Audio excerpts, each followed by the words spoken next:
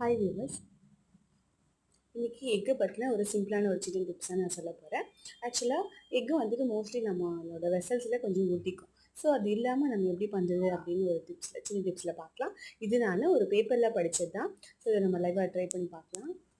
அதில் முதல்ல கொஞ்சம் தண்ணி ஊற்றி அந்த பவுலை கொஞ்சம் வாஷ் பண்ணிக்கணும். தண்ணி சுத்தமாக இல்லை பார்த்தீங்களா? இல்லை, இது மாதிரி வச்சுக்கிட்டு நமக்கு ஒரு முட்டையை உடச்சி ஊற்றிக்கிட்டு இதில் கொஞ்சம் நமக்கு தேவையான அளவு டர்மெரிக்கும் உப்பும் இப்போ போட போகிறோம்.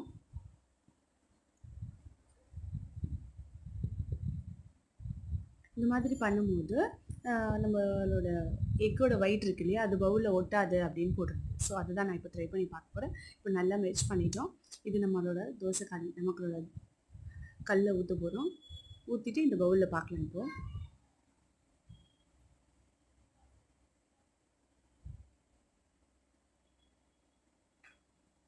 அது ஊற்றிட்டு இப்போ பாருங்கள்.